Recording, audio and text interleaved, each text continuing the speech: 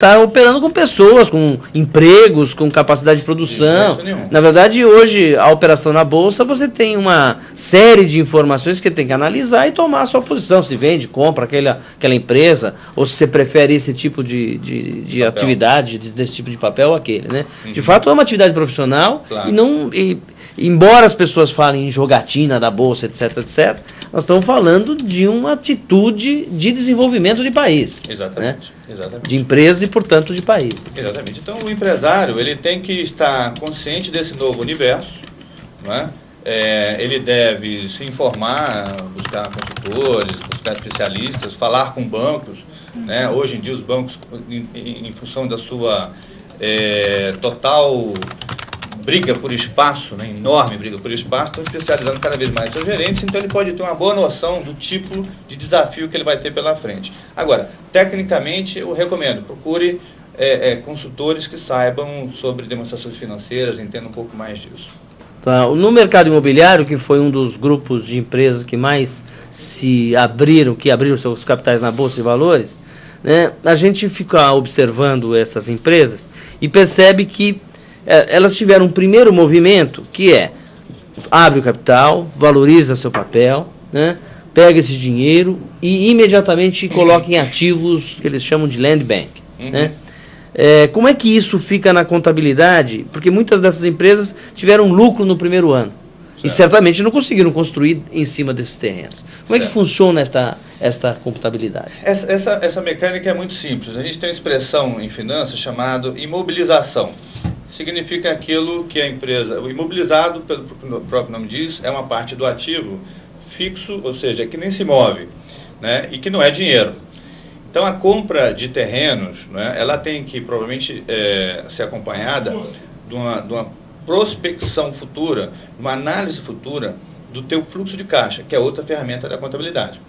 Não é bem o balanço. Não basta só comprar o terreno. Não, ele tem que observar se ele vai ter dinheiro para construir, tá certo? Então, se eventualmente ele vai comprar um terreno, ele tem que se preocupar se ele vai ter dinheiro ainda do próprio bolso para construir, ou se os outros empreendimentos dele estão financiando, são capazes de financiar aquilo, ou se as vendas, quer dizer, o empreendimento é tão bom que na frente ele vende à vista um bom pedaço e é suficiente para ele tocar a obra. Então, é essa análise conjunta do fluxo de caixa futuro que vai determinar o sucesso ou não dessa empresa. Muito bem. Temos mais perguntas, Ana? Temos sim. O Osaías, ele diz que tem uma microempresa, está desativada há mais de 10 anos e ele gostaria de fechá-la. Aí ele pergunta se você tem alguma dica de documentação que ele precisa. Dizem que no Brasil é mais difícil fechar a empresa do que abrir. É verdade? Olha, sem dúvida. Sem dúvida. Sem dúvida, infelizmente nós vivemos num país de uma base corrupta imensa. Eu conheço o Brasil de ponta cabeça. E há estados mais corruptos, outros menos corruptos, né? Mas a tendência é você criar no Estado, né? Isso é um grande problema do Brasil, né? Criar dificuldades para o empresário. Né? Então, a hora de fechar, eu acho que você tem que conversar com o seu contador local, é o cara para você conversar sobre isso.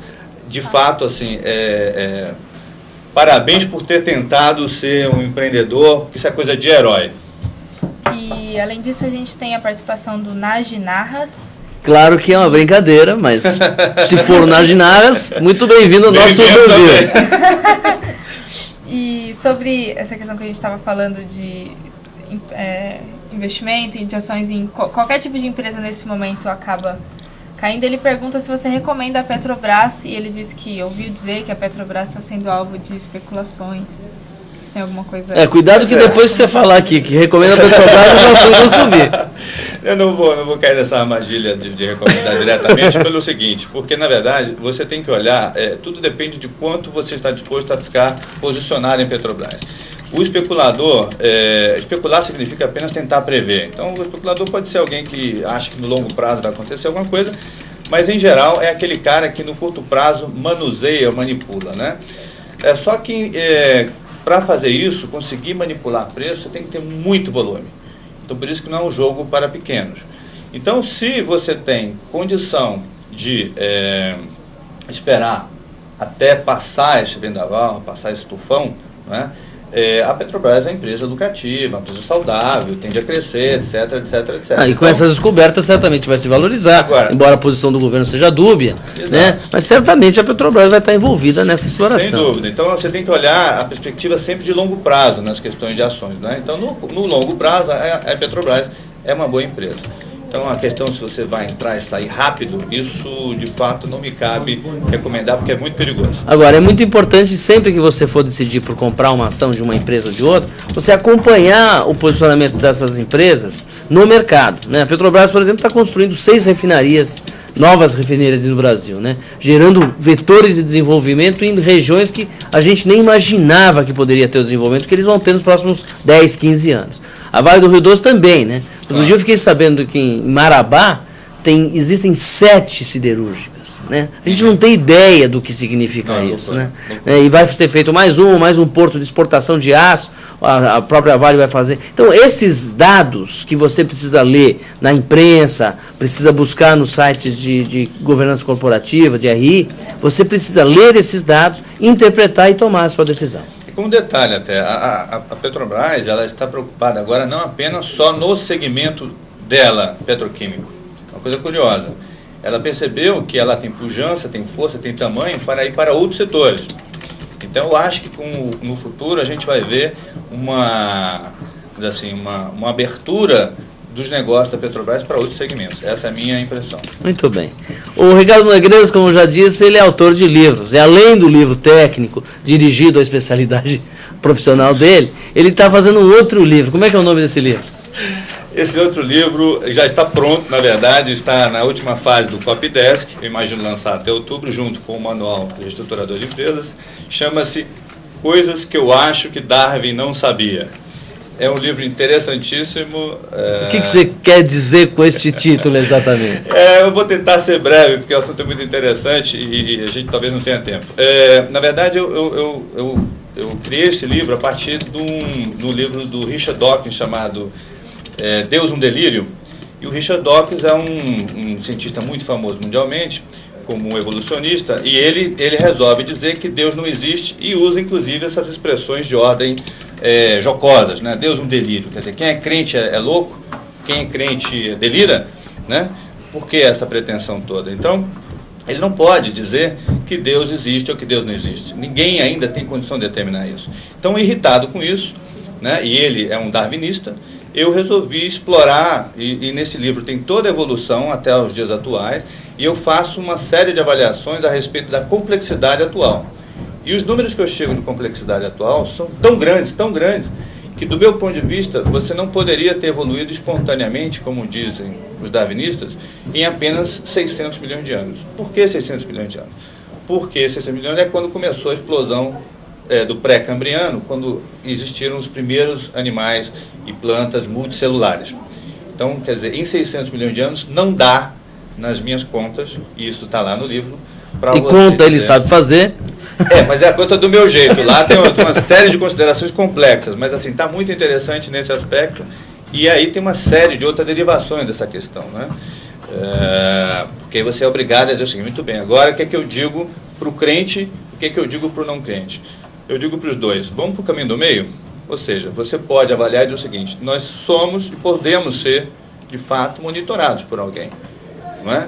E aí tem uma série de considerações a respeito disso muito interessantes, como a teoria da mente, o analogismo fechado, uma série de teorias que eu resolvi escrever e trocar ideias com... Agora, no momento que você faz as suas consultorias e faz as suas análises, né, de balanços, etc., você também pede a intervenção deste outro. Olha, agora estou com uma pergunta filosófica muito grande, né? Porque, na verdade, eu tenho nesse livro, eu coloco uma coisa chamada o princípio da espontaneidade. Né? Seja qual for a força que nos acompanha, seja qual for a estrutura macro que nos acompanha, né? Ela não pode interferir e não deve interferir. Né? Eu digo muito claramente o seguinte no livro.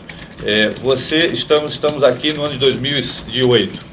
Daqui a 1000 anos, a nossa capacidade de transporte, a capacidade de de manipulação genética vai ser estupidamente maior do que a de hoje. Estupidamente, algo que não é possível nem pensar. Sim, se colocar na curva, a curva é exponencial então, de conhecimento. Né? Então você imagina o seguinte, nós poderemos estar visitando outros planetas no sistema solar, não, de toda a galáxia. Ao chegar nesses planetas, nós podemos fazer uma série de manipulações dela, entre elas, criar vida. Injetar lá um tipo uma bactéria, bactéria, de célula, uma bactéria e tal, e acompanhar o que vai acontecer com aquilo. Né? Agora, da mesma maneira que hoje um zoólogo, um botânico, vai ao ecossistema de uma floresta e não interfere naquilo, se ele vê uma cobra comendo um pintinho ou uma pequena ave, ele não interfere, embora ele tenha pena, da mesma maneira, quem monitorar não vai interferir. Daí o princípio da espontaneidade. Todo mundo tem que se virar como pode, com o que tem. Perfeito. E agradecer as bênçãos divinas também. Claro, quando as contas fecham.